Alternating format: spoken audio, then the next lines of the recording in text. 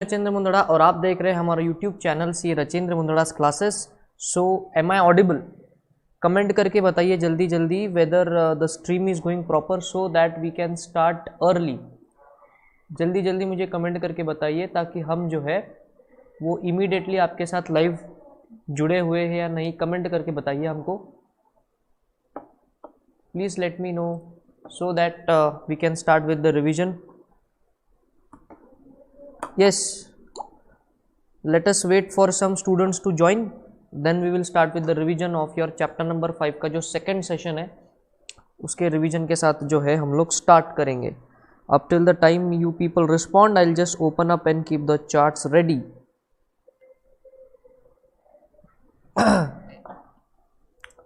जल्दी जल्दी बताइए कमेंट करके। So whenever you comment, I come to know exactly whether you are live with me or not. आवाज़ proper आ रही है, वीडियो प्रॉपर दिख रहा है, जो भी कुछ है फटाफट से कमेंट करके बताइए।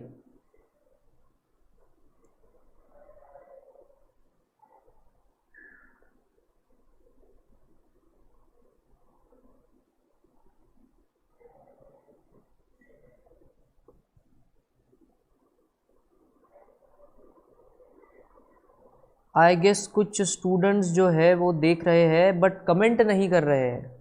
जल्दी कमेंट करके बताइए। चलिए we will start because we have to cover lot many parts today. तो yes, so we are on the second part of your chapter number 5, that is the B part that was remaining. तो हम लोग अब यहाँ से start करेंगे CBS की जो प्रोसेसेस है, हम लोग इससे स्टार्ट करेंगे आज। जब भी आप आओ, जब भी ज्वाइन करो, फटाफट से कमेंट करके बताना, ठीक है। Now we are on the system of CASA, credit cards, mortgage, treasury process, loan trade finance, internet banking and the e commerce transaction processing. So basically ये बैंक की कुछ प्रोसेसेस है, ये होती कैसे है और उसमें क्या रिस्क और कंट्रोल है। तो बेसिकली हम क्या करेंगे, यहाँ पे पूरी प्रोसेसेस को ओरली डिस्कस कर लेंगे और उसके जो रिस्क एंड कंट्रोल है that would be part of your homework as well. Because अगर एक बार आपको प्रोसेस समझ में आ जाती है देन इन दैट केस उसके रिलेटेड जो रिस्क और कंट्रोल है वो आराम से आपको समझ में जो है वो आ जाएगी। So now let us see where we can go. Coming to the first process that is the CASA. CASA stands for current account and savings account. मुझे बताना कि क्या आपका बैंक में आप कभी बैंक में गए हो current account saving account open करने के लिए? तो नॉर्मली क्या प्रोसेस फॉलो होती है बैंक में, चलिए उसको फटाफट से हम लोग ओरली डिस्कस करेंगे। तो बेसिकली जब भी आप बैंक में कोई भी अकाउंट ओपन करने जाते हो, to be very specific current account और you can say the saving account, उस केस में सबसे पहले जो कस्टमर है वो बैंक के पास अप्रोच होता है, वो एप्लीकेशन फॉर्म भरेगा। अब वो जो एप्लीकेशन फॉर्म है वो ऑनलाइन हो सकता है या ऑफलाइन भी हो सकता है। जब ऑनलाइन फॉर्म या जो ऑफलाइन फॉर्म वो भरेगा उसके साथ वो क्या करेगा, बैंक के ऑफिसर को अपना नेसेसरी डॉक्यूमेंट्स देगा। अगर आप सेविंग अकाउंट्स को ओपन करें तो आपको केवाईसी जो है वो डिटेल आपको देनी पड़ेगी, बट अगर आप करंट अकाउंट ओपन करें तो आपको आपके financial statements and the inventory detail ये सारा कुछ आपको वहाँ पे देना पड़ेगा। उसके बाद जो भी आप डॉक्यूमेंट सबमिट करोगे, ये देखिए जो भी मैं प्रोसेस को डिस्कस कर रहा हूँ वो पूरी की पूरी यहाँ पे डिटेलिंग में लिखी हुई है। मैं इसको फास्ट में डिस्कस करूंगा बिकॉज ये हमारी रिविजनरी वीडियो है, राइट। कौन से ऐसे नालायक बच्चे हैं जो देख रहे हैं बट कमेंट नहीं कर रहे? अगर आप कमेंट नहीं करोगे तो मुझे कैसे पता चलेगा whether the voice quality and the audio quality is good? I can see here that some students have joined but those who are not commenting please comment, right। तो फिर अगर आप करंट अकाउंट ओपन कर रहे हैं तो क्या होगा, जो भी आप डॉक्यूमेंट सबमिट करोगे या इन case of savings account and also in case of current account आपके डॉक्यूमेंट्स होंगे चेक करने के बाद अगर उसको सब कुछ सेटिस्फैक्टरी है तो इमीडिएटली आपका अकाउंट जो है वो ओपन हो जाएगा। तो कुछ इस हिसाब से बेसिक प्रोसेस होती है करंट अकाउंट और सेविंग अकाउंट को ओपन करने की। अब दोनों में बेसिकली ये डिफरेंस है कि जो करंट अकाउंट है उसमें आपको फाइनेंशियल स्टेटमेंट्स और आपकी बैलेंस शीट P&L जो है वो डालनी पड़ती है, बिकॉज करंट अकाउंट उसी को मिलता है जिसका रनिंग बिजनेस है। सो रनिंग बिजनेस का प्रूफ क्या है, आपके financial statements and your inventory statement as well. तो ये सब कुछ आपको जो है वो सबमिट करना पड़ेगा। सो ये था आपका the process of current account and savings account. अब इसमें कुछ टाइप के रिस्क और कंट्रोल क्या हो सकते हैं कि जो डॉक्यूमेंटेशन चेकिंग करने वाली अथॉरिटी उसने सही से चेक नहीं करा, ये रिस्क है। तो प्रॉपर चेकिंग होनी चाहिए, ये कंट्रोल है। उसके रिलेटेड मतलब जो फाइनेंशियल रेशोज है, मतलब इन केस ऑफ करंट अकाउंट आप जो फाइनेंशियल स्टेटमेंट्स सबमिट करते हो बैंक को, वो वहाँ की जो क्रेडिट टीम है उसके फाइनेंशियल रेशोज को चेक करेगी, मतलब आपकी एलिजिबिलिटी को चेक करेगी। तो अगर आपके फाइनेंशियल रेशो सही है तो कोई बात नहीं, बट इसमें रिस्क क्या है कि वो चेकिंग वो फाइनेंशियल रेशोज प्रॉपरली चेक नहीं करेगी, ये रिस्क है। तो इस पर कंट्रोल क्या होगा, प्रॉपर क्वालिफाइड स्टाफ को वहां पे लगाया जाए ताकि वो प्रॉपर फाइनेंशियल रेशियो को जो है वो चेक करे। ये है सिंपल आपके risk and control related to your CASA. Next, coming to the business process flow of credit cards. आप जानते हो ना क्रेडिट कार्ड क्या होता है, हमने ऑलरेडी पीछे के चैप्टर्स में पढ़ा हुआ है। Credit card is nothing but an ultra short term loan जो बैंक आपको प्रोवाइड करता है। आपको एक लिमिट दी जाती है, जैसे कि मैं हमेशा से कहता हूँ कि जो मेरे पास HDFC बैंक का जो क्रेडिट कार्ड है उसकी लिमिट है ₹5 लाख, तो in a given month I can expend up to the tune of ₹5 lakh, भले ही मेरे अकाउंट में पैसा हो या ना हो। नेक्स्ट मंथ के किसी एक स्पेसिफिक डेट पे उसका ड्यू डेट होता है पेमेंट साइकिल का, तो मुझे जो भी पैसा मैंने उस मंथ में यूज किया वो मुझे बैंक को वापस देना पड़ता है, राइट। तो ये होता है बेसिक क्रेडिट कार्ड। अब इसको इशू करने की प्रोसेस क्या होती है, वापस normally in case of credit card the bank officer will approach the customer. 90% तो ऐसे होता है, बिकॉज अगर आप देखो तो आपको HDFC से फोन आते हैं कि सर हम लोग HDFC से बोल रहे हैं, हम आपको क्रेडिट कार्ड चाहिए क्या, हम लोग एक्सिस बैंक से बोल रहे हैं आपको क्रेडिट कार्ड चाहिए क्या, एंड सो ऑन। तो बेसिकली द कस्टमर और the bank will approach the customer, फिर आप एप्लीकेशन फॉर्म भरोगे, डॉक्यूमेंट सबमिट करोगे। Credit is a short term loan, credit card is an ultra short term loan, तो उसके हिसाब से क्या होगा सर, आपको जो है वो डॉक्यूमेंट जो है वो सबमिट करने पड़ेंगे। या सो क्रेडिट कार्ड के इसमें आपको क्या करना पड़ेगा कि जो डॉक्यूमेंट्स, सबसे पहले तो आपको एप्लीकेशन फॉर्म भरना पड़ेगा, उसके बाद आपको बेसिक डॉक्यूमेंट सबमिट करने पड़ेंगे, आपके फाइनेंशियल स्टेटमेंट्स, आपका इन्वेंट्री जो भी कुछ है, क्योंकि आपका क्रेडिट वर्दीनेस जानने के लिए। उसके बाद वो डॉक्यूमेंट्स बैंक ऑफिशियल्स चेक करेंगे और रिस्क असेसमेंट करने के बाद आपको एक स्पेसिफिक स्पेंडिंग लिमिट जो है वो उसमें दी जाती है, और उसके बाद ये फाइनलाइज होने के बाद आपको इमीडिएटली क्रेडिट कार्ड मिलेगा क्या, तो the answer is no. Credit card आपको सीधा आपके घर पे बाय कुरियर और बाय पोस्ट आपको जो है वो पहुंचा दिया जाएगा। तो कुछ इस हिसाब से आपको क्रेडिट कार्ड इश्यू होता है। अब यहाँ पे इंपॉर्टेंट ये है कि क्रेडिट कार्ड में क्लियरिंग कैसा होता है। जब आप किसी शॉप पे जाके क्रेडिट कार्ड को स्वाइप करते हो तो बेसिकली वो पेमेंट मैकेनिज्म काम कैसे करता है, तो उसके लिए फटाफट से मैं डायग्राम आपके लिए ड्रॉ कर देता हूँ। इस let us say this SBI is a merchant bank, this is that point of sale जहाँ पे आप अपने कार्ड को स्वाइप करोगे, और ये है कार्ड इशूइंग बैंक, मतलब कस्टमर की बैंक है। Let us say this is axis bank, और यहाँ पे वो वीज़ा या मास्टर कार्ड का नेटवर्क है। तो जब भी आप कार्ड यहाँ पे स्वाइप करोगे आपकी इन्फॉर्मेशन मर्चेंट बैंक में जाएगी, मतलब अगर आप कस्टमर हो तो आप जब कार्ड स्वाइप करते हो आपकी इन्फॉर्मेशन सेलर के बैंक पे जाती है। तो जो सेलर का बैंक है हम उसको टेक्निकली क्या बोलेंगे, मर्चेंट बैंक। वहाँ से वो इन्फॉर्मेशन वीज़ा मास्टर कार्ड के नेटवर्क पे जाएगी, वीज़ा मास्टर कार्ड के बाद वो वापस से कार्ड इशूइंग बैंक पे जाएगी। कार्ड इशूइंग बैंक अगर आपने जो पिन वगैरह डाला है वो सही है और अब वो आपके नाम के साथ मैच करता है, तो देन इन दैट केस वो ऑथराइजेशन फाइनलाइज होके वीज़ा मास्टर कार्ड पे जाएगा, वो वापस मर्चेंट बैंक के पास जाएगा और वही इन्फॉर्मेशन वापस से उस स्वाइप मशीन पे आके आपका ट्रांजैक्शन सक्सेसफुल हो जाएगा। कुछ इस हिसाब से पेमेंट मैकेनिज्म बैकड्रॉप में जो है वो वर्क करता है इन केस ऑफ क्रेडिट कार्ड। ये बहुत ही फ्रैक्शन ऑफ अ सेकंड में हो जाता है। अब इसका क्लियरिंग कैसे होता है, तो ये जो स्वाइप मशीन जो सेलर का है तो नॉर्मली क्या करते हैं, हर ट्रांजैक्शन का सेटलमेंट नहीं होता। इन अ गिवन डे जितने भी क्रेडिट कार्ड का स्वाइप हुआ है उसका बैच बना करके फिर उसका इकट्ठा क्लियरिंग सिस्टम के थ्रू पेमेंट होता है। Are you understanding? और पेमेंट करने से पहले ये जो SBI बैंक है वो अपने सेलर को पेमेंट उसके अकाउंट में ट्रांसफर करने से पहले उसमें से कमीशन जो है वो कट कर लेता है। तो कुछ इस हिसाब से क्रेडिट कार्ड इश्यूएंस की प्रोसेस भी हमने देख ली और उसके क्लियरिंग के सिस्टम की प्रोसेस भी हमने देख ली। तो ये यहाँ पे हम लोग का खत्म होता है क्रेडिट कार्ड वाला पार्ट। और सर इसके रिस्क और कंट्रोल क्या, वही पुराने, बैंक ने आपकी क्रेडिट वर्दीनेस को सही से चेक नहीं किया, ये रिस्क है। तो कंट्रोल क्या लगा लो, प्रॉपर क्वालिफाइड पर्सन को वहाँ पे बैठा दो। उसके बाद आपने जो डॉक्यूमेंट सबमिट करे वो इन लाइन नहीं थे बैंक की पॉलिसी, ये रिस्क है। तो उस पर कंट्रोल क्या है, बैंक ने प्रॉपर पॉलिसी अपने डॉक्यूमेंट्स पे जो है वो प्रिंट कर देनी चाहिए कि क्या क्या डॉक्यूमेंट्स जो है कस्टमर को सबमिट करने हैं। बहुत ही सिंपल, कुछ इस हिसाब से आपके ये क्रेडिट कार्ड के रिस्क एंड कंट्रोल है। चलिए एक और देखते हैं, इनएक्यूरेट इंटरेस्ट कैलकुलेशन। मैंने आपको बताया कि अगर आप क्रेडिट कार्ड का रीपेमेंट लेट करते हो तो आपको पेनल्टी भी बैठेगी, इंटरेस्ट भी बैठेगा। तो ये interest is an income of the bank, तो बैंक ये इंटरेस्ट को गलत कैलकुलेट करेगा, ये रिस्क है। तो कंट्रोल क्या लगाएंगे हम, प्रॉपर इंटरेस्ट कैलकुलेशन की प्रोग्रामिंग आपके CBS सॉफ्टवेयर में होनी चाहिए। That's it. Next, now we come into an important concept of the process flow of mortgage. Mortgage का मतलब क्या होता है, इमूवेबल प्रॉपर्टी को गिरवी रखना बैंक के पास। जब भी आप बैंक के पास लोन मांगने जाते हो तो आपको कोई ना कोई श्योरिटी, गारंटी बैंक के पास गिरवी रखनी पड़ती है। नाउ मॉर्गेज होता है इमूवेबल प्रॉपर्टी का और प्लेज होता है मूवेबल प्रॉपर्टी का। तो मॉर्गेज लोन कौन कौन से होंगे? Home loan is a mortgage loan, construction के प्रॉपर्टी के रिलेटेड जो लोन मिलता है वो होता है, top up loan, all these types are under the mortgage loan, कि जहां पे आप एक इमूवेबल प्रॉपर्टी बैंक के पास जो है वो गिरवी रखते हो। अब इसकी प्रोसेस क्या है?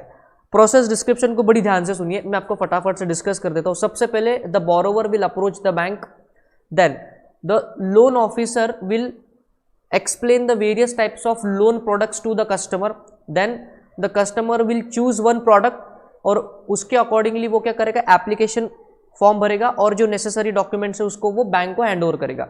Loan officer prima facie check कर लेगा, अगर सब कुछ सही है तो आपके वो एप्लीकेशन फॉर्म और वो डॉक्यूमेंट्स बैंक के क्रेडिट टीम को दिए जाएंगे। अब क्रेडिट टीम का काम क्या है कि जो कुछ भी डॉक्यूमेंट्स आपने सबमिट करे हैं उसको वो क्रेडिट टीम आराम से बैठ के एनालिसिस करेगी, फाइनेंशियल रिस्क क्या क्या है वो एनालिसिस करेगी।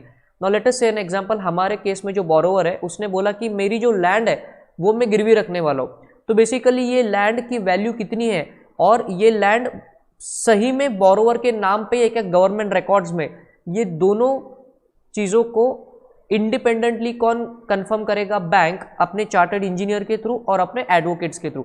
एडवोकेट से आएगा उस टाइटल रिपोर्ट और चार्टर्ड इंजीनियर से आएगा वैल्यूएशन रिपोर्ट। ये हो जाने के बाद the credit team will satisfy itself that yes whether the borrower is what you can say eligible to get the loan. एक बार ये हो गया, फिर उसके बाद क्या होगा?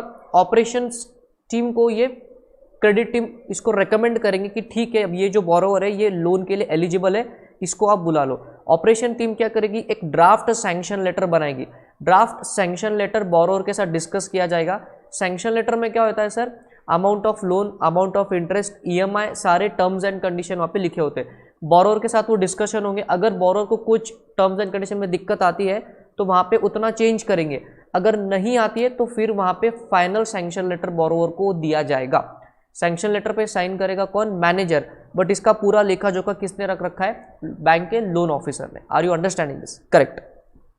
अब उसके बाद एक बार सैंक्शन लेटर हो गया, फिर अभी तक आपके अकाउंट में पैसा आया क्या? मतलब बोरोवर के अकाउंट में पैसा गया क्या? तो the answer is no.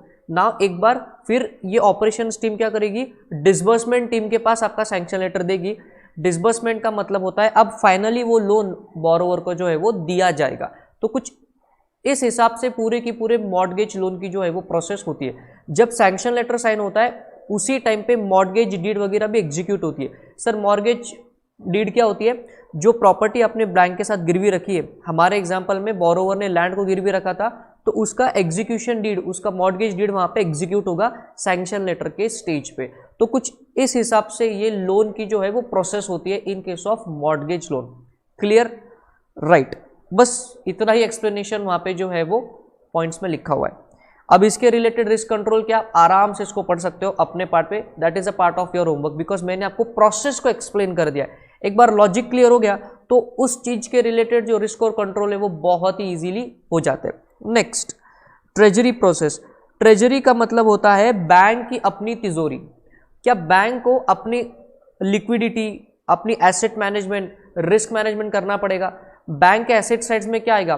Current assets, loans given, investment made, bank balances, even bank has a balance with other banks, cash in hand. तो ये सारा बैंक को मैनेजमेंट करना पड़ता है। तो बेसिकली बैंक का जो ट्रेजरी प्रोसेस होता है उसमें कौन कौन सी चीज़ें आती है? बैंक की इन्वेस्टमेंट मैनेजमेंट, बैंक का लिक्विडिटी कैश मैनेजमेंट, बैंक का जो अलग अलग टाइप के इन्वेस्टमेंट है, स्टॉक मार्केट का इन्वेस्टमेंट, म्यूचुअल फंड का इन्वेस्टमेंट, फिर फॉरेक्स मतलब जो फॉरेन करेंसी है उसमें भी तो बैंक इन्वेस्टमेंट करता है। तो जो रिस्क बैंक को होती है उसका सारा के सारा मैनेजमेंट ये होता है आपका ट्रेजरी प्रोसेस में। बिकॉज अब इमेजिन कीजिए स्टेट बैंक ऑफ इंडिया के 24,000 प्लस ब्रांचेस है ऑल ओवर इंडिया, तो इतना बड़ा वॉल्यूम ऑफ बिजनेस है, तो पूरे ब्रांचेस की कैश लिक्विडिटी को मैनेज करना is also a part of your treasury process. समझ में आ गया? तो बेसिकली जो ट्रेजरी प्रोसेस है वो 3 हिस्सों में डिवाइडेड है। एक है आपका फ्रंट ऑफिस, नेक्स्ट है आपका मिडल ऑफिस और द लास्ट है आपका बैक ऑफिस। फ्रंट ऑफिस में क्या होता है सर? फ्रंट ऑफिस में वो लोग काम करते हैं जो बैंक के लिए अच्छी अच्छी अपॉर्चुनिटीज, इन्वेस्टमेंट अपॉर्चुनिटी को टैप करते हैं। जैसे बैंक ने कब कमोडिटी मार्केट में इन्वेस्टमेंट करना चाहिए, बैंक ने कब फॉरेन करेंसी में इन्वेस्टमेंट करना चाहिए, बिकॉज फॉरेन करेंसी का जो रेट है वो बहुत फ्लक्चुएट होता है, तो वो रिस्क असेसमेंट करके कौन सा डील बैंक के लिए अच्छा है, derivatives, commodities, stock market, foreign currency and so on, ये सारी की सारी डील्स बैंक के लिए कौन ले आता है, मतलब ये डील्स को आइडेंटिफाई करना ये काम होता है फ्रंट ऑफिस का। फिर बात करेंगे मिडल ऑफिस की, ये जो डील्स है इसको फाइनलाइज करना, इसका रिस्क असेसमेंट करना, बैंक के पॉलिसी के हिसाब से इसको फाइनलाइज करना, ये काम किसका होता है, मिडल ऑफिस का। तो बेसिकली मिडल ऑफिस जो होता है वो बैंक के टॉप मैनेजमेंट से कनेक्शन में रहता है, क्योंकि बैंक के टॉप मैनेजमेंट के डायरेक्शंस के हिसाब से मिडल ऑफिस जो है वो ब्रेन वर्क करके डील्स को फाइनलाइज करता है। फिर से सर आप बोलोगे बैक ऑफिस का क्या वर्क है, बैक ऑफिस का वर्क होता है कि जो डील्स मिडल ऑफिस ने फाइनलाइज करी है, अब वो डील्स को एग्जीक्यूट करने के लिए जो नेसेसरी फॉर्मेलिटीज है, जो पेपर वर्क करना है, वो कौन करेगा, बैक ऑफिस। तो बेसिकली ये जो ट्रेजरी प्रोसेस है इसको हम लोग 3 ऑफिस में डिवाइड करते हैं, front office, middle office and the back office. So the most critical part of the treasury process is the management of the middle office, because risk assessment, decision making, approval, top management से consulting करते रहना, ये सारा के सारा काम किसका है, मिडल ऑफिस का। तो रियल ब्रेन वर्क कौन कर रहा है भाई, मिडल ऑफिस कर रहा है। Very good. तो ये थी आपके बैंक की ट्रेजरी प्रोसेस के रिलेटेड इंफॉर्मेशन। अगर एग्जाम में यह आता है तो आप ऐसा सर डायग्राम हम आपको ड्रॉ करने के लिए रेकमेंड करेंगे, but I practically know that इसको लर्न करना आपके लिए बहुत ज़्यादा डिफिकल्ट है। चलिए अब इसके रिलेटेड क्या रिस्क और कंट्रोल हो सकते हैं कि जो फ्रंट ऑफिस वाले, let us take an example, जो फ्रंट ऑफिस के लोग हैं बैंक के, those people are unauthorised person जो कि बैंक के लिए डील्स लेकर के आ रहे हैं, तो क्या कंट्रोल लगाओगे, ऑथोराइज पर्सन को वहां पे लगा दो। उसके बाद में क्या रिस्क हो सकती है, ट्रेजरी प्रोसेस प्रॉपर नहीं हुई तो बैंक के साथ बैंक लिक्विडिटी क्रंच को फेस कर सकता है। अगर बैंक के पास ही लिक्विडिटी का क्रंच हो गया तो आप सोचो कितनी बेइज्जती होगी ब्रांच की। तो इस पर हम लोग कंट्रोल क्या लगाएंगे, NEFT RTGS settlement to ensure margin funds availability and timely funds का सेटलमेंट। आप जानते हो ना, इन केस ऑफ कमोडिटी आपको पूरे पैसे आज नहीं देने होते, आपको सिर्फ मार्जिन मनी भरना होता है। तो वो मार्जिन मनी कब भरना, कब नहीं भरना, ये आप कंट्रोल लगाओगे तो ये जो कैश की लिक्विडिटी क्रंच है वो बैंक के पास नहीं आएगी। अब ये देखिए incorrect nostro payment. Sir nostro account क्या होता है, बहुत ही अच्छा कॉन्सेप्ट है। Nostro account, vostro account, Indian bank का फॉरेन बैंक के साथ फॉरेन करेंसी में जो अकाउंट है उसको हम बोलेंगे नोस्ट्रो अकाउंट। फॉरेन बैंक का इंडियन बैंक में इंडियन रुपीज में जो अकाउंट होगा हम उसको क्या बोलेंगे, वोस्ट्रो अकाउंट। तो बेसिकली जो नोस्ट्रो अकाउंट है उसमें बैंक को फॉरेन करेंसी में पेमेंट करना होता है दूसरे बैंक को जो दूसरे कंट्री की है। तो क्योंकि दूसरे कंट्री की है तो वहां पे इंडिया की इमेज को वहां पे कौन व्हाट यू कैन से रिप्रेजेंट कर रहा है, बैंक। तो बेसिकली ये नोस्ट्रो अकाउंट के पेमेंट गलत हो सकते हैं, ये बहुत बड़ी रिस्क है। तो इसके लिए सर आप कंट्रोल क्या लगाओगे, controls at nostro reconciliation and payments, मतलब नोस्ट्रो पे अच्छे से ख्याल रखा जाएगा, टाइम टू टाइम उसका रिकंसिलेशन किया जाएगा और जो भी पेमेंट ड्यू है वो पूरी की पूरी तरीके से किया जाएगा। वाई, पेमेंट इंटरनेशनल मार्केट में जाना है और एक बार इंटरनेशनल मार्केट में बैड डेट हो गया तो पूरा इंडिया का इमेज, बैंकिंग सेक्टर का इमेज जो है वो पूरा खराब हो जाएगा। तो ये था आपका treasury process related to bank. Next है loan and trade finance. Now basically the process related to the loan and trade finance is 95% similar that we saw just few minutes back in mortgage loans. मतलब वो approach करेंगे, आपको अलग अलग product दिखाएंगे bank के बंदे, फिर आप उनको डॉक्यूमेंट सबमिट करोगे, क्रेडिट टीम उसका एनालिसिस करेगी, वैल्यूएशन, टाइटल सर्च, फिर disbursement, draft offer letter, sorry sanction letter and then the final sanction letter. यहाँ तक की सारी चीज़ें यहाँ पे सेम है। अब यहाँ पे डिसबर्समेंट को लेके थोड़ी सी ट्विस्ट है, तो इस पे जाने से पहले let us understand some of the types of loan and trade finance process. Basically यहाँ पे 2 टाइप के लोन बैंक देती है, एक होता है फंड बेस्ड लोन और एक होता है non fund based loan. Fund based credit facilities का मतलब है कि जहाँ पे बैंक की जेब से पैसा बाहर जाएगा, जैसे home loan, cash credit, bill discounting, demand loans, इनमें क्या होगा, पैसा बैंक की जेब से बाहर जा रहा है तो हम लोग इसको क्या बोलेंगे, फंड बेस्ड लोन, क्योंकि फंड्स बाहर जा रहे हैं। नेक्स्ट क्या होता है नॉन फंड बेस्ड, जहां पे बैंक सिर्फ गारंटी देता है, तो उसका एग्जांपल क्या आएगा, लेटर ऑफ क्रेडिट या लेटर ऑफ गारंटी, जहां पे फंड बाहर नहीं जा रहा है। तो हम लोग बात कर रहे थे process of this loan and trade finance process. तो इसकी 95% स्टेप्स तो सिमिलर किसके साथ है, मॉर्गेज लोन के साथ, तो सिर्फ 5% जो डिफरेंस है वो सिर्फ और सिर्फ आपके डिसबर्समेंट के स्टेज में है। सो आप इसको दो हिस्सों में डिवाइड करने का सोचिए। सो डिसबर्समेंट के केस में एक हो गया फंड बेस्ड और एक हो गया नॉन फंड बेस्ड। अगर फंड बेस्ड लोन है तो डिसबर्समेंट के टाइम पे पैसा बाहर जाएगा, बैंक के जेब से पैसा बाहर जाएगा, तो बेसिकली बैंक अकाउंटिंग एंट्री क्या पास करेगा, loan account debit to customer account. Now in case of your non fund based loan की, जहां पे सिर्फ बैंक का भरोसा, एक पीस ऑफ पेपर बाहर जा रहा है, एक्चुअल लोन बाहर नहीं जा रहा है, तो उस केस में बैंक जो है वो एंट्री क्या पास करेगा, contingent liability debit, sorry contingent asset account debit to contingent liability account. Sir contingent asset और कॉन्टिंजेंट लायबिलिटी क्या है? Let us understand the concept of letter of credit. Letter of credit क्या होता है कि bank आपके, मतलब अगर आप कोई इंपोर्टिंग कर रहे हो तो आपका जो सेलर है उसको बैंक लेटर ऑफ क्रेडिट देगा कि अगर मेरा कस्टमर ने पेमेंट नहीं किया तो बैंक उसको पेमेंट करेगा। तो इन फ्यूचर ऐसा हो सकता है ना कि ये जो बैंक का कस्टमर है वो अपने सेलर को पेमेंट ना करे, तो in that scenario the bank has to make the payment to that seller. So वो कॉन्टिंजेंट लायबिलिटी बन सकती है। बट अगर ये बैंक उस सेलर को पेमेंट कर देगा, मतलब इनडायरेक्टली बैंक ने लोन दे दिया, और लोन दे दिया तो एसेट क्रिएट हो सकती है, तो एसेट क्रिएट हो भी सकती है, नहीं भी हो सकती है, इसलिए हम उसको क्या बोलेंगे, कॉन्टिंजेंट एसेट। तो ये एक ही ऐसा सिनेरियो है पूरे अकाउंटिंग की दुनिया में कि जहाँ पे कॉन्टिंजेंट एसेट को आप रिकॉर्ड करते हो और कॉन्टिंजेंट लायबिलिटी को भी आप बैलेंस शीट में रिकॉर्ड करते हो। दोनों की टोटल सेम है तो एज सच बैलेंस शीट पे कोई इफेक्ट नहीं जाने वाला, but it's a matter of presentation. Are you understanding this? तो ये थोड़ा सा डिफरेंस है डिसबर्समेंट के केस में in case of fund based loans and disbursement in case of non fund based loans. Are you understanding? आराम से उसी के एक्सप्लेनेशन के रिलेटेड जो है ये डायग्राम दिए हुए, और बेसिकली ये यहाँ पे जो एक्सप्लेनेशन है ये अकाउंटिंग एंट्रीज के रिलेटेड है। तो इसको आप क्या करो, लोन बुकिंग सिस्टम के टाइम पे कौन कौन से अकाउंट को डेबिट क्रेडिट जा रहा है, अकाउंटिंग का बेसिक लॉजिक आपको आ ही जाएगा। सो ये था आपका fund based and non fund based loans, उसके रिलेटेड रिस्क एंड कंट्रोल। बात करेंगे इंटरनेट बैंकिंग की। So basically in case of internet banking 3-4 server मिला के यहाँ पे काम होता है। Let us list down the servers that are being utilised when it comes to internet banking. एक होता है आपका वेब सर्वर, करेक्ट।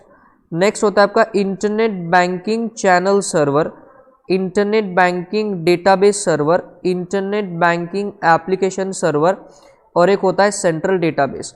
अभी आपको, आप क्या करिए, देखते जाइए, मैं जहाँ जहाँ जो जो लिख रहा हूँ प्रैक्टिकली कैसा होता है। आपने नेट बैंकिंग का इस्तेमाल तो 100% किया ही होगा। उस टाइम पे ये सारे सर्वर्स के थ्रू आप होके गुजरते हो, बट आपको वो चीज़ समझ में नहीं आती।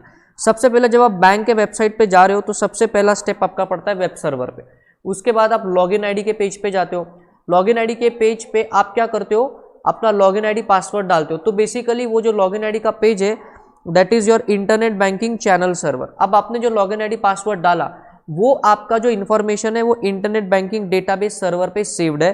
तो नेक्स्ट थर्ड स्टेप में आप कहाँ जाते हो, इंटरनेट बैंकिंग डेटाबेस सर्वर में जाके आपका ऑथेंटिकेशन प्रोसेस होता है, आपका लॉगिन आईडी पासवर्ड चेक होता है। नेक्स्ट अगर वो मैच होता है so then in the fourth step you are logged in to the account. ये है आपकी फोर्थ स्टेप, जहाँ पे आप कहाँ जाते हो, इंटरनेट बैंकिंग एप्लीकेशन सर्वर में। फिर जहाँ पे आप जो कोई भी ट्रांजैक्शन करोगे, फंड्स को ट्रांसफर करना, बैंक स्टेटमेंट को निकालना, बेनिफिशियरी क्रिएट करना, इन्वेस्टमेंट करना, जो भी आपको कुछ करना है वो बैंकिंग सर्विसेज आप लोगे, और जो भी आपका डेटा है वो पहले अपडेट होगा कहाँ पे, फिफ्थ स्टेप में वो टेम्पररीली अपडेट होगा इंटरनेट बैंकिंग डेटाबेस सर्वर में, और उसके बाद वो इंटरनेट बैंकिंग चैनल सर्वर के थ्रू 6th स्टेप के होते हुए वो सेंट्रल डेटाबेस पे 7th स्टेप में पूरी तरीके से अपडेट हो जाएगा। तो ये कुछ इस हिसाब से मैंने आपको बहुत ही पिक्टोग्राफिक फॉर्मेट में बता दिया कि कैसे इंटरनेट बैंकिंग प्रोसेस काम करता है। And my dear friends, whenever you log in to the account, आपको पता भी नहीं चलेगा कि आप इतने 2-3 टाइप के सर्वर पे जा चुके हो। वाई? बिकॉज ये बहुत फ्रैक्शन ऑफ अ सेकेंड में आराम से स्मूथली परफॉर्म हो जाता है। तो ये पूरी की पूरी तरह कैसे पिक्टोग्राफिक फॉर्म में मैंने आपको बता दिया फटाक से कि कैसे इंटरनेट बैंकिंग प्रोसेस होता है। Coming to the next process that is the e commerce transaction processing. अब in case of e commerce transaction processing कैसा होता है, आपको एक्सपीरियंस आया होगा अमेजॉन या फ्लिपकार्ट से जब कभी भी आपने ऑनलाइन नेट बैंकिंग के थ्रू पेमेंट का ट्राई किया रहेगा तो क्या हुआ रहेगा, मर्चेंट बैंक, मर्चेंट वेबसाइट मतलब फ्लिपकार्ट या अमेजॉन, उसके वेबसाइट से आप मतलब जब आपने ओके दबाया तो आप एक लोडिंग पेज के थ्रू गुजरते हो, तो basically you are in a payment gateway. वहां से निकल करके आप बैंक के वेब सर्वर पे जाते हो। फिर इंटरनेट बैंकिंग की जो प्रोसेस मैंने बताई वो पूरी कंप्लीट होती है, और जब आपका पेमेंट सक्सेसफुल हो जाता है तो आप वापस उसी पेमेंट गेटवे के टनल से वापस से मर्चेंट साइट पे वापस आ जाते हो। दैट इज यू वापस come back to either it may be Amazon, Flipkart और any other e commerce site. कुछ इस हिसाब से आपके ई कॉमर्स ट्रांजैक्शन की प्रोसेसिंग हो जाती है। फिर रास्ते में आपको ओटीपी मिलेगा, पासवर्ड डालना पड़ेगा in case of debit card और credit card payment, but the overall mechanism doesn't changes. So this is how you do the e commerce transaction processing, correct. तो यहां पे आपका जो बैंक की प्रोसेसेस है वो खत्म होती है। अब देखिए risk prediction for Basel 3 based on artificial intelligence. Risk prediction in case of Basel 3। तो सर बेसिकली बेसल 3 क्या है? Basel 3 is a global banking standard which is followed by all the banks all over the world when it comes to क्या interest rate रखना, bank में internal controls क्या होने चाहिए, banking का कैपिटल रेशियो कैसा होना चाहिए। Even the Reserve Bank of India follows the Basel 3 norms. Are you understanding?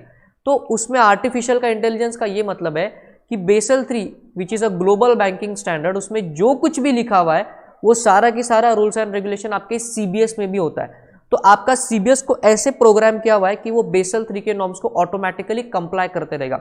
Late us take an example कि अगर बेसल 3 में लिखा हुआ है कि आपके बैंक का minimum capital at any given point of time एक कुछ अमाउंट का होना चाहिए, और आपके बैंक के बैलेंस शीट में सीबीएस को ये समझ में आता है कि वो कैपिटल आपका धीरे धीरे धीरे जो है वो कॉन्ट्रैक्ट हो रहा है, so then in that case CBS immediately आपको एरर रिपोर्ट करेगा, आपको वार्निंग देगा कि आपका कैपिटल जो है वो बेसल 3 के हिसाब से बिल्कुल नहीं है।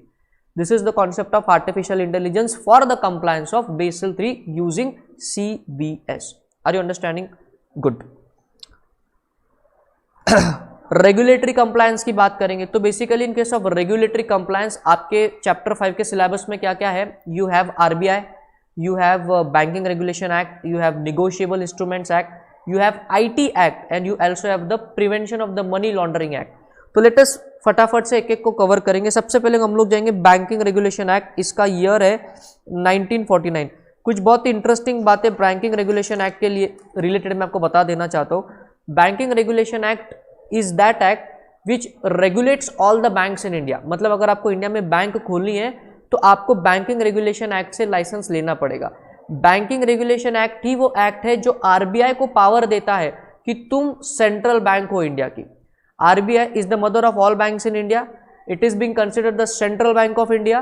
तो आरबीआई के सारी बातें माननी चाहिए सभी बैंक ने, ऐसा बताया किसने है? आपके बैंकिंग रेगुलेशन एक्ट ने। यस, बैंकिंग रेगुलेशन एक्ट में बैंक का जो सेटअप है, उसका जो रजिस्ट्रेशन प्रोसेस है, जो कैपिटल एडिक्वेसी क्लॉज है, मतलब अगर आपको बैंक आपको सेटअप करना है तो आपको क्या लगता है छोटे मोह से मतलब 1-2 लाख रुपए इन्वेस्ट करके बैंक स्टार्ट कर दोगे आप? नहीं, बेसिक आपको कुछ कैपिटल मेंटेन करना पड़ता है। तो कितना कैपिटल मेंटेन करना और उसका कितना पार्ट आरबीआई के साथ रखना, the concept of CRR ratio, ये सारा कुछ कहां से आ रहा है? बैंकिंग रेगुलेशन एक्ट से। फिर अगर जब दो बैंक आपस में मर्ज होती है तो क्या टर्म्स एंड कंडीशन फॉलो करनी चाहिए?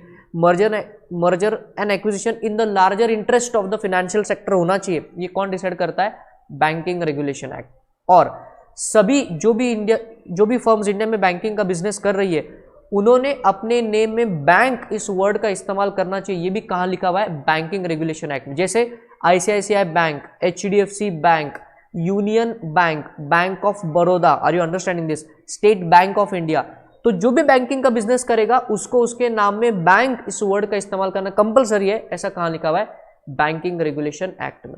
तो देखिए, banking regulation act is what is a power house जिसके इर्द गिर्द सारे बैंक इंडिया में काम करते। तो ये था छोटा सा explanation related to your banking regulation act. Next है आपके आरबीआई के regulation.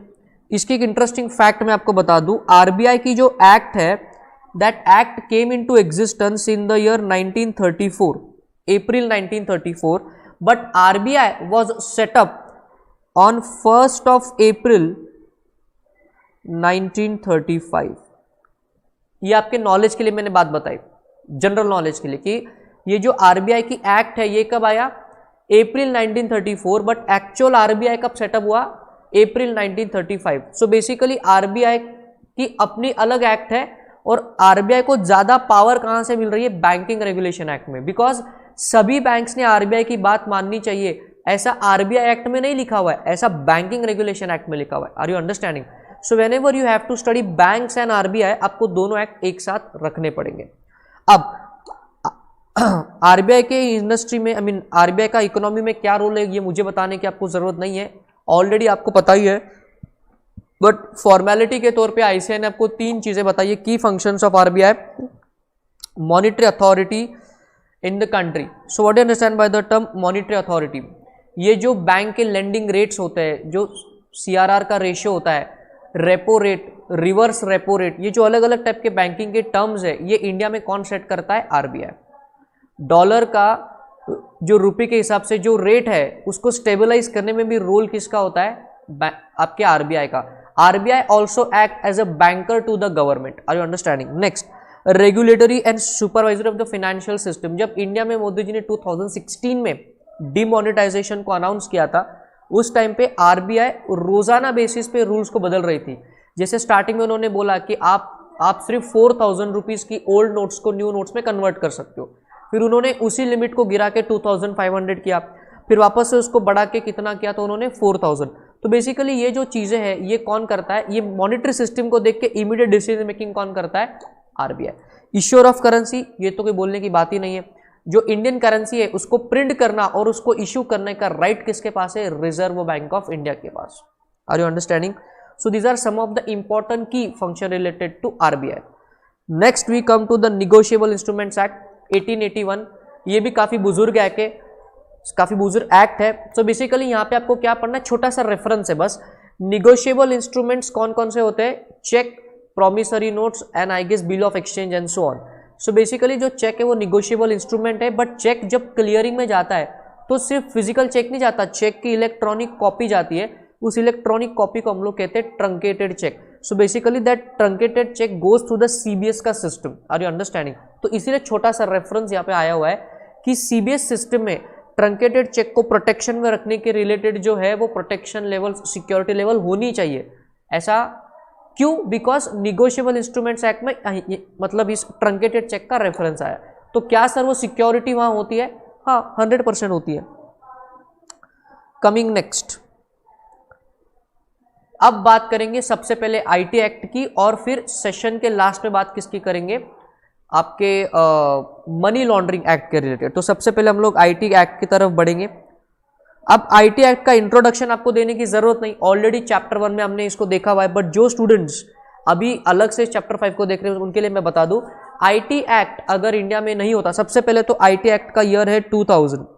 It heavily got amended in the year 2008। और जैसे एक्ट और उसके रूल्स अलग होते, उसी तरह से आईटी एक्ट के रिलेटेड जो रूल्स है वो कब आए? In the year 2011। ये कुछ ब्रीफ बैकग्राउंड। अगर आईटी एक्ट इंडिया में नहीं होता तो electronic commerce wouldn't have been possible in India.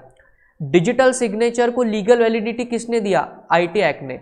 अगर in a court of law अगर आप प्रूफ के तौर पे वीडियो बताते हो, ईमेल बताते हो, फुटेज बताते हो सीसीटीवी का, या आप कोई व्हाट्सएप का वीडियो इमेज बताते हो, तो इसको लीगल एविडेंस मानने के लिए इलेक्ट्रॉनिक एविडेंसेस को लीगल बेस लगता है। तो ये लीगल बेस इलेक्ट्रॉनिक एविडेंस को कौन दे रहा है? आपका आईटी एक्ट। इसीलिए कोर्ट में video is now a legal proof of evidence against whatever may be the case. Are you understanding? Yes. Plus IT act आपको आपके ऑर्गेनाइजेशन में जो सिक्योरिटी लगानी चाहिए आपके आईटी सिस्टम में। Vikas Parmar is saying hi Vikas, hi, watch the lecture and enjoy it. आपको आपके बैंक्स में, मतलब आपको आपके ऑर्गेनाइजेशन में अगर आपको ये लगाना है आईटी सिस्टम्स में सिक्योरिटी, तो आप हमेशा से ही आईटी एक्ट का जो है वो सहारा ले सकते हो। तो even IT act is acting as a guiding light to all of you. अब जैसे कि हर एक्ट के सेक्शन 2 में उस एक्ट में आने वाले वर्ड्स का मीनिंग होता है, उसी लॉजिक से आईटी एक्ट के सेक्शन 2 में आईटी एक्ट में आने वाले शब्दों का मीनिंग होता है। चलिए let us understand the definition of computer. तो बेसिकली कंप्यूटर वो सारी चीजें हैं, कोई भी इलेक्ट्रॉनिक डिवाइस जो डेटा प्रोसेसिंग की कैपेबिलिटी रखता है वो computer, computer network, computer server, electromagnetic, optical, high end data processing जो डिवाइसेस है वो सारे के सारे are a part of computer. मतलब अगर मैं स्मार्टफोन की बात करूँ तो ये स्मार्टफोन कंप्यूटर है, जो मैं कंप्यूटर यूज कर रहा हूँ वो भी कंप्यूटर। इस कंप्यूटर का जो नेटवर्क है even that is considered as computer into the IT act. Sir एक बहुत इंपॉर्टेंट सवाल, आईटी एक्ट कहाँ एप्लीकेबल है? IT act is applicable to the whole of India including the state of Jammu and Kashmir, right. तो इतना powerful ये act है। अब जो इसके डेफिनेशन है ये आपको एग्जामिनेशन में एमसीक्यू के हिसाब से आपको देखना है। See this is a revisionary lecture, इसलिए जो इंपॉर्टेंट पार्ट है वो मैं स्ट्रेस करके आपको एक्सप्लेन करता हूँ।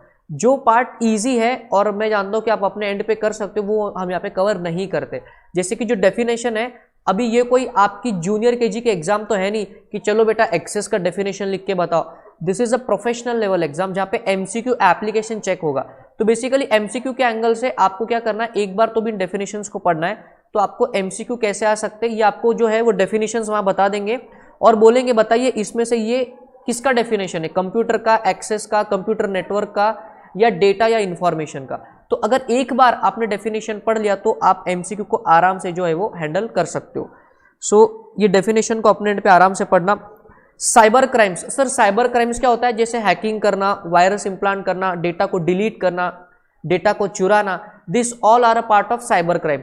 अगर आप चैप्टर नंबर 1 में जाओगे तो वहां पे डिटेल में दिया हुआ है कि what are considered as cyber crime under the IT act. और अगर आप साइबर क्राइम कमिट करते हो तो हम आपको आईटी एक्ट के तहत पकड़ लेंगे, आप पे केस ठोका जाएगा, आपको जेल भेजा जाएगा। तो इसके रिलेटेड जो इंपॉर्टेंट क्लॉजेज है, जो सेक्शंस है, उनकी हम लोग चर्चा करेंगे। So we come to the important part from IT act, that is section और key provisions of the IT act. सो हमको यहाँ पे कौन कौन से सेक्शन देखना है? हमको यहाँ पे देखना है section 43, section 43A, section 66, section 65, 66 का पूरा फैमिली देखना है, 66B से लेकर के तो 66D तक हमको पूरे के पूरे आईटी एक्ट के सेक्शंस देखने हैं। So let us come to the first section and that is your section 43 of the IT act. Section 43 IT act का क्या कहता है कि यदि कोई पर्सन किसी दूसरे पर्सन के परमिशन के खिलाफ ये सारी चीजें करता है उसके कंप्यूटर या इलेक्ट्रॉनिक डिवाइस के साथ, तो उसको हम गिल्टी घोषित करेंगे अंडर सेक्शन 43।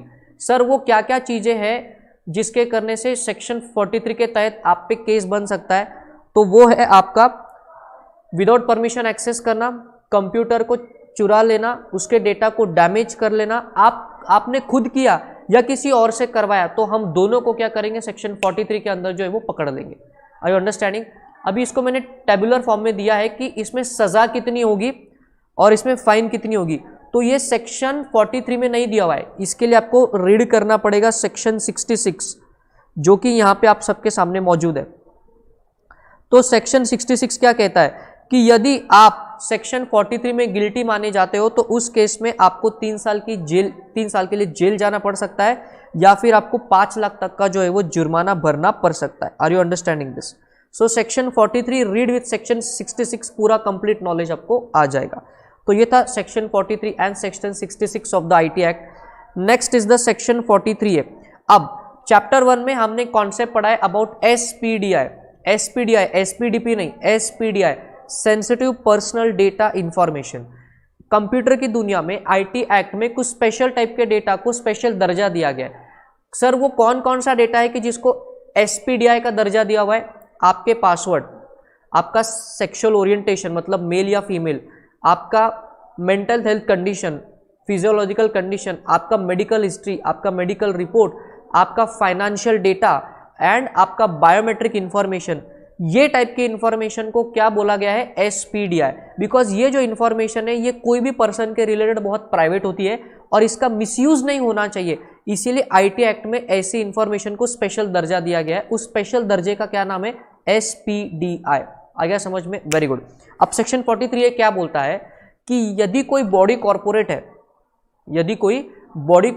है, और उस बॉडी कॉर्पोरेट के पास किसी पर्सन का एसपीडीआई है, तो ये एसपीडीआई उस बॉडी कॉर्पोरेट ने सिक्योर रखना चाहिए, इसको एक्सपोज नहीं करना चाहिए।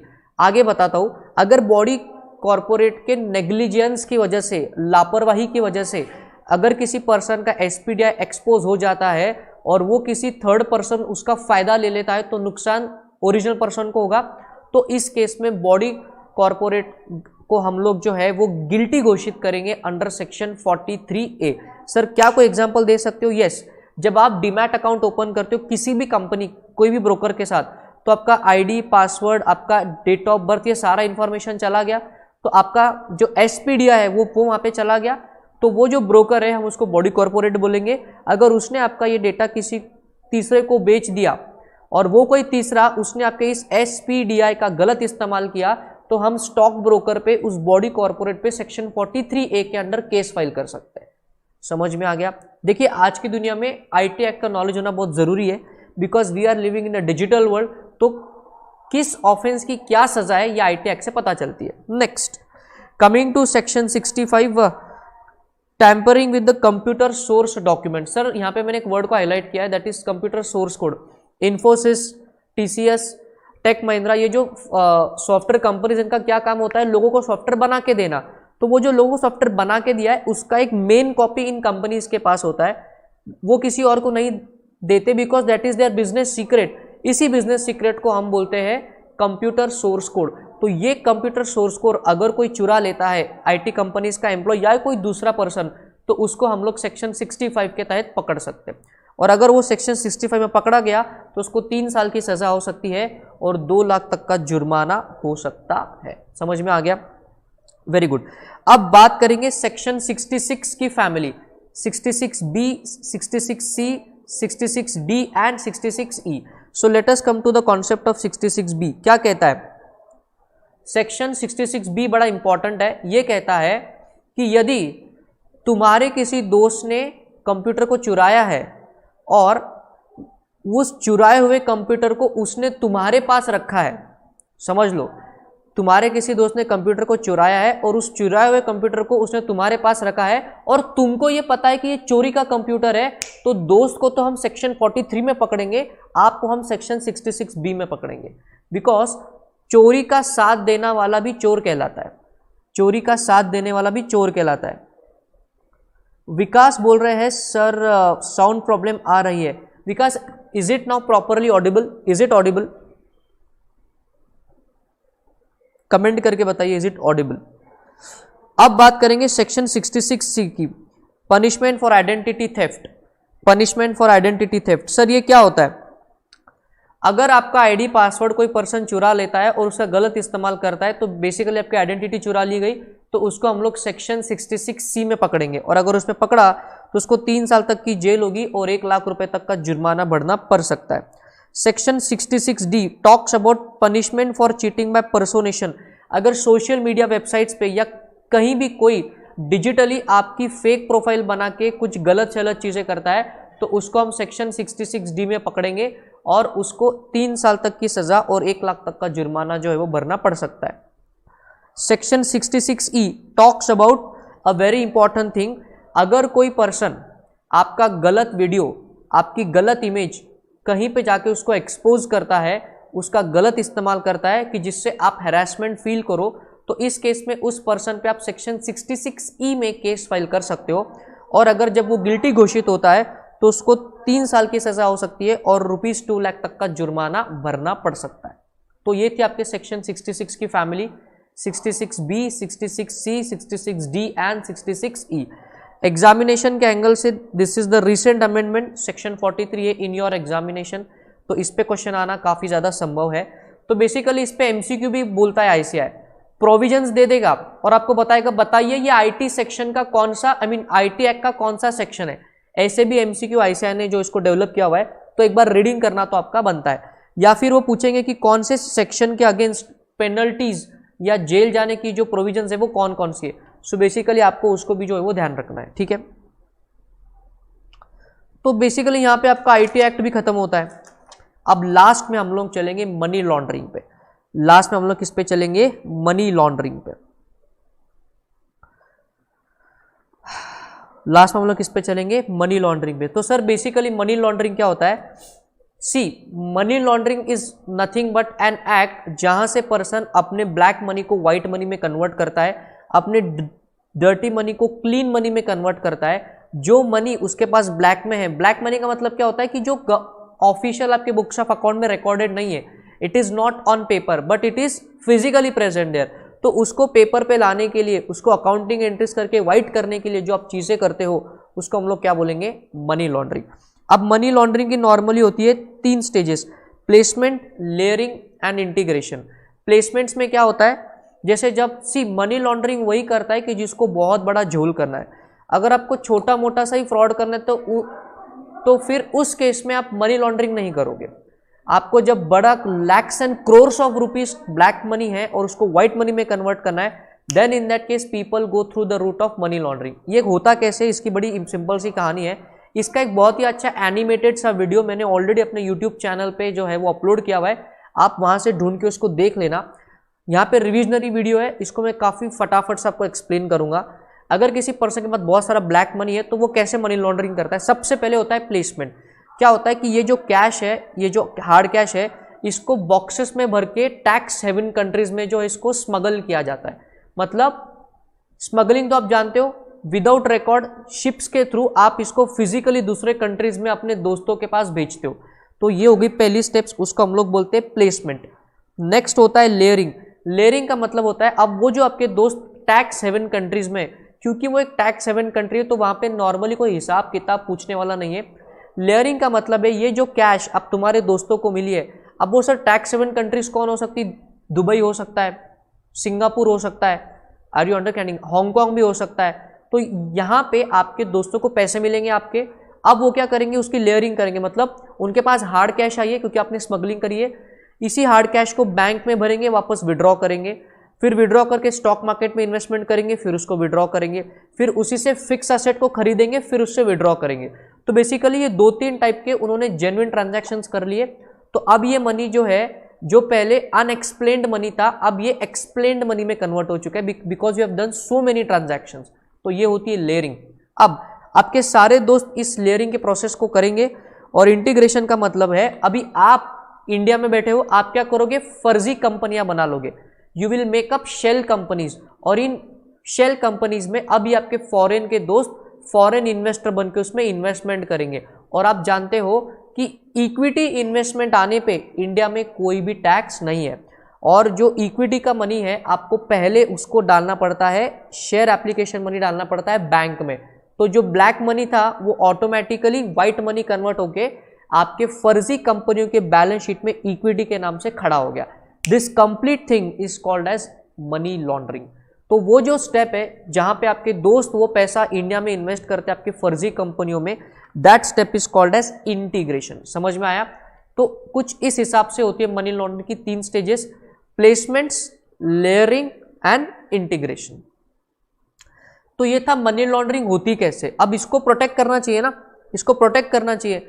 तो अगर आप देखो तो मनी लॉन्ड्रिंग में बैंकिंग चैनल्स का इस्तेमाल होता है, लेयरिंग करने में बैंकिंग चैनल्स का इस्तेमाल हो रहा है, पैसा इक्विटी के फॉर्म में जब इंडिया में आता है तो बैंकों में ही जा रहा है। तो बेसिकली बैंकिंग चैनल का बहुत हैवी इस्तेमाल होता है when it comes to money laundering. इसलिए मनी लॉन्ड्रिंग एक्ट में बैंकिंग चैनल्स का बहुत ज़्यादा इंपॉर्टेंस दिया गया है, इसीलिए इसको इस चैप्टर में आपके सामने जो है प्रस्तुत किया गया है। तो बेसिकली हमको क्या क्या पढ़ना है, कुछ सेक्शंस हमको यहाँ पे पढ़ने। Let us come to section 3। मैं क्या करूँगा, सेक्शन को नहीं पढ़ूंगा, इसका इंपॉर्टेंस और इसका मतलब इमीडिएटली फटाफट से बहुत फास्ट आपको समझा दूंगा। सेक्शन 3 क्या बोलता है? सेक्शन 3 बोलता है कि अगर कोई भी मनी लॉन्ड्रिंग के तहत 17 क्राइम्स को, 17 टाइप के क्राइम्स डिफाइंड है मनी लॉन्ड्रिंग एक्ट में। मतलब 17 टाइप्स ऑफ ट्रांजैक्शंस और 17 types of procedures are considered money laundering under the money laundering act. तो ये क्या कहते हैं कि वो जो 17 प्रोसीड्स है, वो जो 17 ट्रांजैक्शन है, यदि कोई पर्सन करता है तो हम उसको मनी लॉन्ड्रिंग घोषित कर देंगे और उस पर केस चलेगी under section 3 of the money laundering act. और उसको हम क्या बोलेंगे legally, he has commenced, I mean he has done an offense under the money laundering, offense of money laundering। तो बेसिकली जैसे होता है ना टैक्सेशन में चार्जिंग सेक्शन, उसी तरह से मनी लॉन्ड्रिंग का चार्जिंग सेक्शन कौन सा है, section 3। Next we go to important section, that is section 12। Now section 12 talks about reporting entity to maintain records, reporting entity to maintain records. अब ये जो रिपोर्टिंग एंटिटी, मैंने आपको बताया कि बैंकिंग चैनल्स के थ्रू ये फ्रॉड होता है, तो इस फ्रॉड को पकड़ने का सबसे बेहतरीन तरीका है कि जो बैंकिंग चैनल से जहां कहीं से भी ये पैसा जो घूम रहा है, उन चैनल्स को रिपोर्टिंग अगर हम करने बोलेंगे तो ऑटोमेटिकली फ्रॉड जो है वो समझ में आ जाएगा। तो वो रिपोर्टिंग के रिलेटेड सेक्शन 12 है। तो सेक्शन 12 क्या बोलता है, there are certain kinds of reporting entity. ये रिपोर्टिंग एंटिटी में 3 चीजें आती है, एक है आपका फाइनेंशियल इंस्टीट्यूशन, दूसरा है बैंक्स और थर्ड है आपका इंटरमीडियरीज। दीज 3 पीपल और these 3 kinds of firms fall under the concept of reporting entity. तो जो रिपोर्टिंग एंटिटी है उसको क्या करना है ये सेक्शन 12 में डिसाइडेड है। फर्स्ट में क्या बोलता है, every reporting entity shall do all this. Every reporting entity, who is the reporting entity, banking company, financial institution and intermediary will do all this A B C D. A में क्या लिखा हुआ है, it will maintain the record of all the transaction that are suspicious of being money laundering transaction. तो A कहता है कि जो रिपोर्टिंग एंटिटी है उसने ये 5 चीजें करनी चाहिए। उसमें से सबसे पहली चीज कौन सी है, मनी लॉन्ड्रिंग वाले जो सस्पिशियस ट्रांजैक्शन है उसका रिकॉर्ड मेंटेन करे। नेक्स्ट, इस रिकॉर्ड की इंफॉर्मेशन रिपोर्ट किसको कर रही है, डायरेक्टर को। Who is a director, a director is nothing but an officer appointed under money laundering act. Next, this 2 are omitted. Last में क्या दिख रहा है, सिर्फ ट्रांजैक्शन की ही आपको रिकॉर्ड मेंटेन नहीं करना है, ट्रांजैक्शन से रिलेटेड जो भी इंफॉर्मेशन है उसका भी आपको क्या करना है, जो है वो रिकॉर्ड मेंटेन करना है। मतलब उस ट्रांजैक्शन में जो भी लोग इन्वॉल्व है उनके आइडेंटिटी पता करने वाला जो भी डॉक्यूमेंट है उसका भी रिकॉर्ड मेंटेन करना है। तो बेसिकली जो रिपोर्टिंग एंटिटी उसको कितने टाइप के रिकॉर्ड मेंटेन करने हैं, first section 12 sub clause 1, section 12 sub clause 1, section 12 सब section 1 sub clause A B C D E. Law की लैंग्वेज है ना तो थोड़ा सा जो है वो दिक्कत से हो जाती है। तो ए में क्या लिखा हुआ है, रिपोर्टिंग एंटिटी को सस्पिशियस ट्रांजैक्शन का रिकॉर्ड मेंटेन करना है। बी में क्या लिखा हुआ है कि डायरेक्टर को ये इंफॉर्मेशन फर्निश करनी पड़ेगी। बी और सी तो गायब है। ई क्या बोल रहा है कि जो भी डॉक्यूमेंट्स है वो ऐसे डॉक्यूमेंट्स है कि वो जो लोग इन्वॉल्व थे मनी लॉन्ड्रिंग में उसके आइडेंटिटी बताने वाले वो डॉक्यूमेंट्स है, तो उनका भी जो है वो रिकॉर्ड मेंटेन करना पड़ेगा। तो सब section 1 is all about record keeping. सब section 1 is all about record keeping. Next, sub section 2 क्या बोलता है सेक्शन 12 का, कि ये जो इंफॉर्मेशन इन रिपोर्टिंग एंटिटी के पास है वो इसको कॉन्फिडेंशियल रखेगी। Simple. Section 3 and section 4 talks about the period up to which this record has to be maintain. तो सेक्शन 3 क्या बोलता है, सेक्शन 3 टेल्स दैट जो भी सस्पिशियस ट्रांजैक्शन के रिलेटेड इंफॉर्मेशन है आप उसको 5 सालों तक मेंटेन करना है आपने, from the date of happening of that transaction. और 4th वाला पार्ट क्या बोलता है, सेक्शन 12 सब सेक्शन 4 क्या बोलता है कि जो भी वो जो डॉक्यूमेंट नहीं थे अपन ने सब सेक्शन 1 के क्लॉज ई में देखा था, ये वाले जो रिकॉर्ड है इसका भी 5 ईयर तक आपको रिकॉर्ड मेंटेन करना है from the date when that reporting entity ended the relationship with the person involved or when the accounts of those person got closed, whichever is latter। समझ में आ रहा है, आराम से ये होता है आपके मनी लॉन्ड्रिंग में सेक्शन 12 में रिपोर्टिंग एंटिटी पे रिस्पॉन्सिबिलिटी। और लास्ट में क्या दिया हुआ है, सेंट्रल गवर्नमेंट किसी भी रिपोर्टिंग एंटिटी को इस रिक्वायरमेंट से रिलीफ दे सकती है। It is at the discretion of central government. तो फटाफट से आपको सेक्शन 12 रिवाइज करवा देता हूं। Section 12 talks about the reporting entity. उसके सब सेक्शन 1 में क्या बोला हुआ है कि रिपोर्टिंग एंटिटी को कुछ रिकॉर्ड मेंटेन करने। तो बेसिकली उसको 3 टाइप के रिकॉर्ड मेंटेन करने। पहला, पूरे उस सस्पिशियस ट्रांजैक्शन का रिकॉर्ड मेंटेन करे। नेक्स्ट, ये जो रिकॉर्ड मेंटेन करे ये उसको डायरेक्टर को सबमिट करना पड़ेगा। कौन है director, officer appointed under money laundering. Third, ये जो ट्रांजैक्शन हुए इसमें जो लोग इन्वॉल्व है इनकी आइडेंटिटी बताने वाले डॉक्यूमेंट्स का भी रिकॉर्ड मेंटेन करे। ये था सबसेक्शन 1। सबसेक्शन 2 कहता है कि ये जो ऊपर के रिकॉर्ड्स है ये जो मेंटेन करोगे आप रिपोर्टिंग एंटिटी, आप इसको कॉन्फिडेंशियल रखो। नेक्स्ट, थर्ड और फोर्थ सबसेक्शन 3 एंड सबसेक्शन 4 बोलते हैं कि जो भी ऊपर के रिकॉर्ड्स आपने मेंटेन करे हैं उसको आपको मिनिमम 5 ईयर तक मेंटेन करना है। ट्रांजैक्शन की बात करें तो ट्रांजैक्शन के डेट से 5 सालों तक ट्रांजैक्शन डेट के होने के लेके, सो अगले 5 सालों तक उस ट्रांजैक्शन का रिकॉर्ड मेंटेन करना है। और जो लोगों के आइडेंटिटी वाला जो इन्फॉर्मेशन था वो भी 5 सालों तक मेंटेन करना है। अब इसकी टाइम लिमिट कहां से शुरुआत होती है? जिस दिन रिपोर्टिंग एंटिटी का उन लोगों के साथ जो रिलेशन था वो खत्म हो गया, या फिर उन लोगों ने अपना अकाउंट क्लोज कर दिया, विच एवर इज लेटर। तो ये हो गया आपका reporting mechanism, that is under section 12। और लास्ट में क्या बोला था सब सेक्शन 5 में कि सेंट्रल गवर्नमेंट इस कंप्लायंस से किसी को भी छूट दे सकता है अपने हिसाब से, पावर ऑफ द डायरेक्टर्स। अब यहां पे अगर डायरेक्टर की बात, तो I will just take a break of 1 minute and then I will continue. Let me just drink water.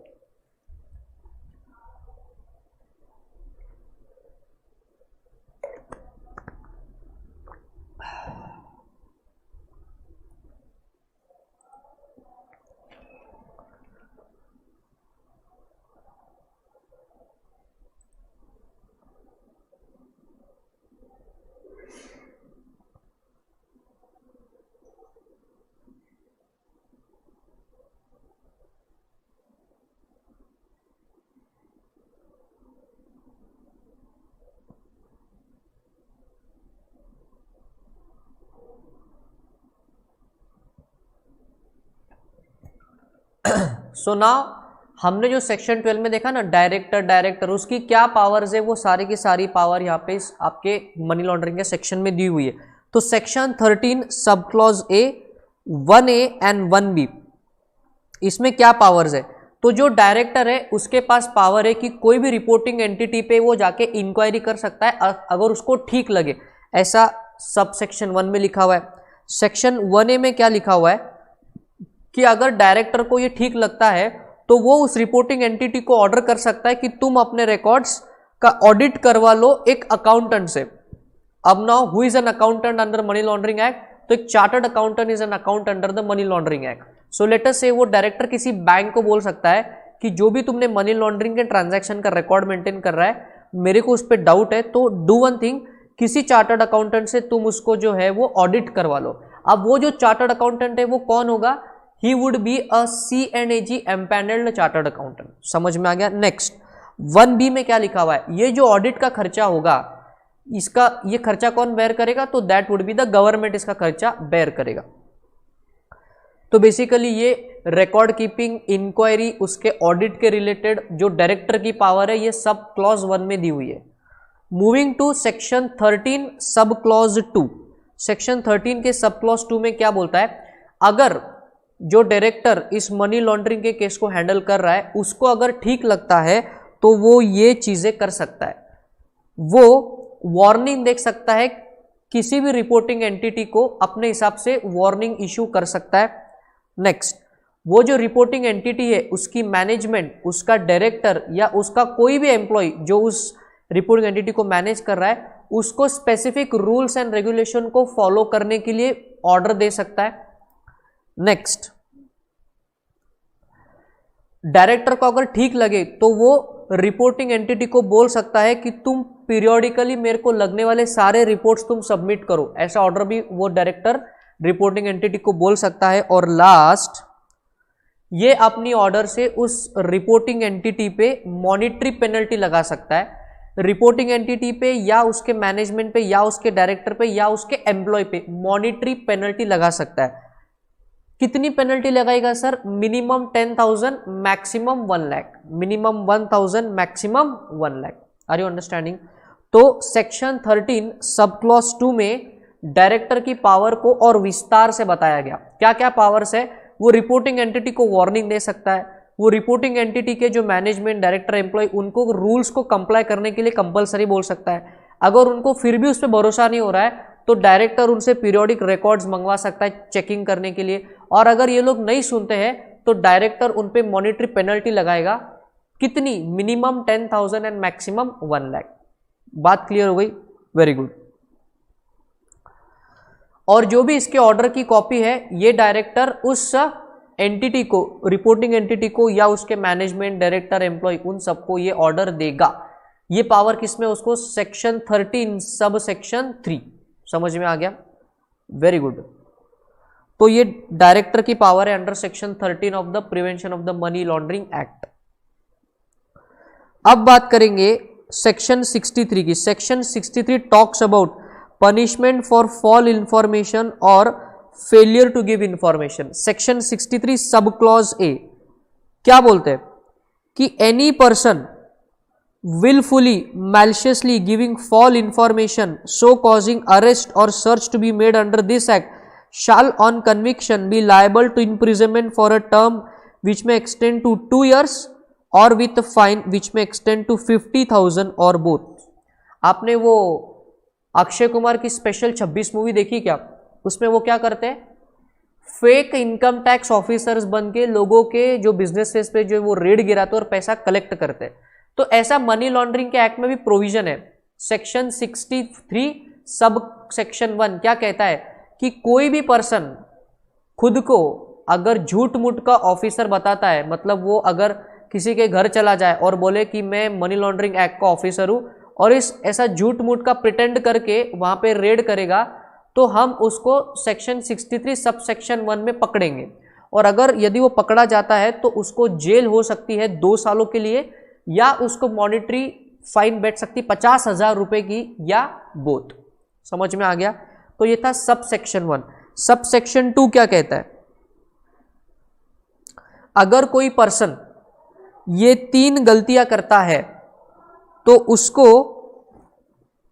Fine बैठेगी मिनिमम 500 रुपीज की और मैक्सिमम कितनी है 10,000 रुपीज की। क्या बोला है सब सेक्शन 63 सब क्लॉज 2, कोई पर्सन अगर ये ABC 3 गलतियां करता है, इनमें से कोई एक या एनी मोर देन 1, अगर ये 3 गलतियां करता है तो हम उसको मॉनिटरी फाइन लगाएंगे रुपए 500 की या फिर मिनिमम मैक्सिमम रुपीज 10,000 की। तो वो क्या गलतियां है?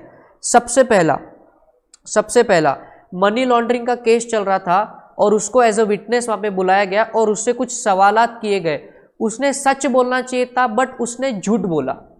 उसने सच बोलना चाहिए था बट उसने झूठ बोला, वो एक गलती। नेक्स्ट, जब भी कोई विटनेस अपना स्टेटमेंट देता है या कोई पर्सन जो कि मनी लॉन्ड्रिंग में इन्वॉल्व था वो अपना स्टेटमेंट देता है तो लीगली उसको अपने स्टेटमेंट पे साइन करनी पड़ती है। तो अगर ऐसी साइन उस पर्सन ने नहीं करी तो वो होगी गलती बी टाइप की। सी टाइप की गलती क्या है, अगर ऐसे पर्सन को समन्स भेजे जाते हैं कि आपको कोर्ट में पेश होना पड़ेगा हियरिंग के दौरान, और अगर वो जानबूझ करके कोर्ट में अगर नहीं आता है तो हम इसको बोलेंगे सी टाइप की गलती। तो 3 टाइप की गलतियां अगर आप करोगे तो आपको 500 रुपीज का मिनिमम मॉनिटरी फाइन या फिर मैक्सिमम 10,000 रुपीज का मॉनिटरी फाइन जो है वो दिया जाएगा। अब मेरे हिसाब से ये जो मॉनिटरी फाइन है इसका अमाउंट ना बहुत ही कम है, मतलब इंडिया में तो लोग लाखों करोड़ों रुपए लगा देते कोर्ट में, ये तो नथिंग है, बट ठीक है जो है वो है। तो section 63 sub clause 2, section 63 sub section 2 में क्या बोला हुआ है, अगर कोई पर्सन ये 3 टाइप की गलतियां करता है, type A, type B, type C, तो उसको monetary fine 500 minimum, 10,000 maximum. Type A की गलती कौन सी है, उसने सच बोलना चाहिए था, जब इंक्वायरी चल रही थी उसने झूठ बोला, उसका जो स्टेटमेंट उसने दिया है उसने उस पर साइन करना कंपलसरी था, उसने साइन नहीं किया, गलती टाइप बी।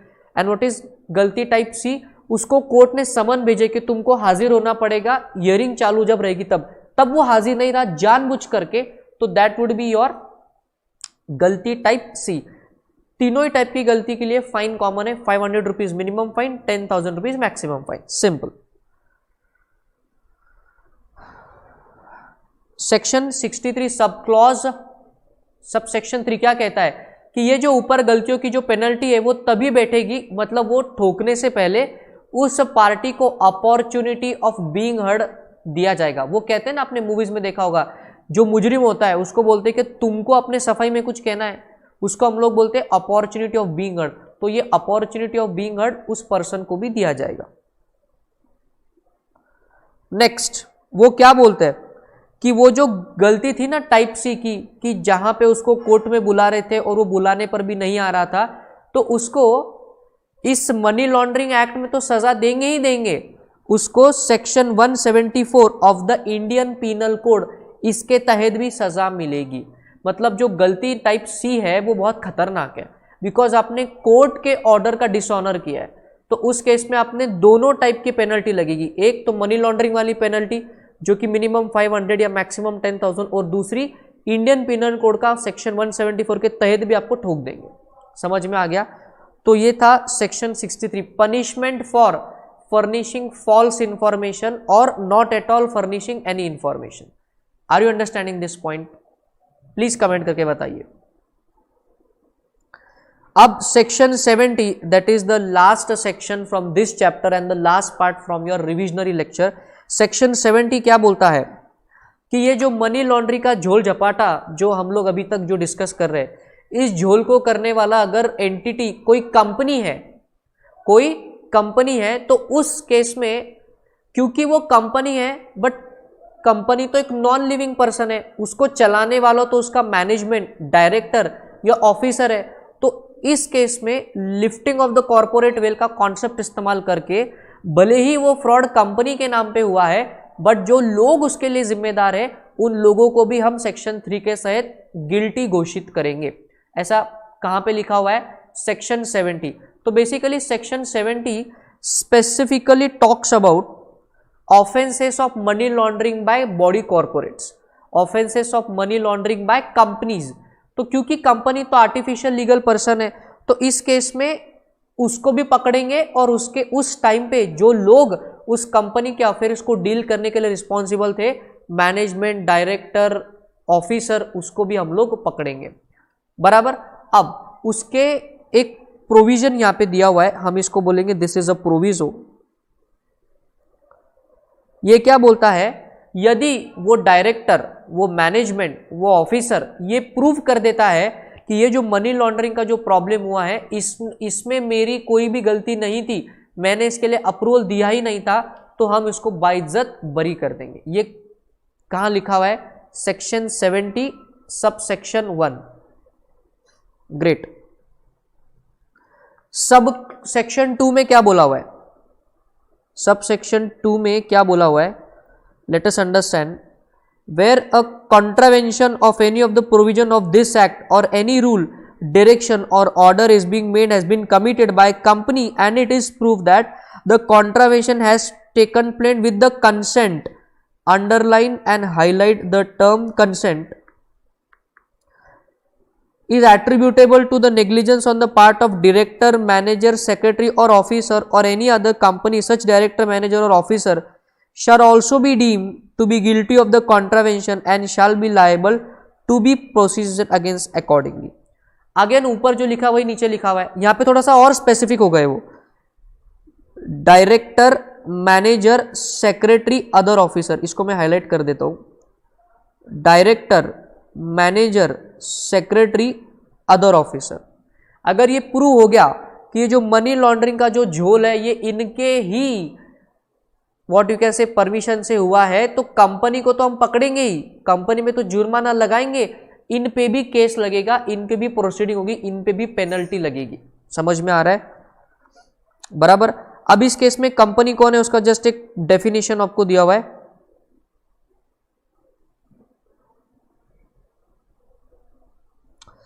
एक्सप्लेनेशन 2 जो है वो बहुत इंपॉर्टेंट है। क्या बोला हुआ है?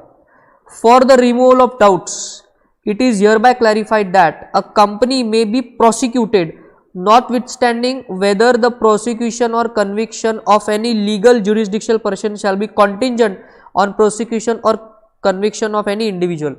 तो बेसिकली इन्होंने क्लैरिफाई कर दिया कि हम कंपनी को भी ठोकेंगे, उसके मैनेजमेंट को भी ठोकेंगे, डायरेक्टर, सेक्रेटरी, ऑफिसर, जो कोई भी रिस्पॉन्सिबल मिलेगा उसको हम पकड़ लेंगे। राइट। कंपनी के अकाउंट से भी पैसा जाएगा पेनल्टी का, और ये डायरेक्टर, सेक्रेटरी, ऑफिसर, मैनेजमेंट, इनके भी जेब से जो है वो पैसा जाएगा। तो बेसिकली यहाँ पे कॉन्सेप्ट आपने सीखा होगा इन case of law, that is the concept of lifting of the corporate veil, substance over form. भले ही जुर्म कंपनी के नाम पे हुआ है बट कंपनी तो आर्टिफिशियल पर्सन है, उसको खुद का दिमाग तो है नहीं, उसको तो लोग चला रहे, तो लोगों को भी जो हम जो है वो पकड़ लेंगे अंडर सेक्शन 70। तो बेसिकली ये था पूरा की पूरा legal provisions related to your money laundering act. Correct. Varun, अब जाके आप जो है वो क्लास में आए हो। हाय वरुण, काफी लेट आए हो आप, क्या बात है, आज लेट कैसे हो गया? हितेश कहाँ है? हितेश नहीं आया, मनमीत भी नहीं आया आज। What happened? Where are other people? ठीक है, तो prevention of the money laundering act में कौन कौन से सेक्शंस हमने देखे, फटाफट से रिवाइज करेंगे। Section 3 was the charging section. उसके बाद हमने देखा सेक्शन 12 जो कि रिपोर्टिंग एंटिटी को रिकॉर्ड मेंटेन कब तक करना, कौन सा रिकॉर्ड करना, इसके रिलेटेड जो डिटेल्स थी वो सेक्शन 12 में थी। फिर सेक्शन 13 में डायरेक्टर के पावर्स के रिलेटेड जो है वो बात करी गई। अरे ये क्या हो गया? सेक्शन 13 में जो भी डायरेक्टर को पावर है, that is an officer appointed under the money laundering, उसके पावर्स के बारे में बात करी गई कि वो वार्निंग दे सकता है, लोगों को जो है पेनल्टी लगा सकता है, उनसे रिकॉर्ड मंगवा सकता है, उनको कंपलसरी बोल सकता है कि चार्टर्ड अकाउंटेंट से ऑडिट करके आओ। और वो चार्टर्ड अकाउंटेंट को कौन होगा? जो कि comptroller and auditor general of India के पैनल पे रजिस्टर्ड होगा। बेसिकली ये कुछ है। और वो इन रिपोर्टिंग एंटिटीज उसके डायरेक्टर वगैरह पे कितनी पेनल्टी लगा सकता है? Minimum 10,000, maximum 1 lakh. ये था डायरेक्टर की पावर।